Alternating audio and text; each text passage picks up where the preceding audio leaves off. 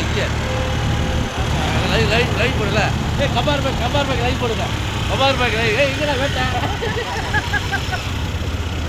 சம்பாதிக்கிறீங்களா பாரு. கபார் back live போடு. கபார் back கொட்டும் மழையிலும் எங்கள் தொடர்ந்து பணி. செய்தி சேகரிக்கும் பணியில் எழில்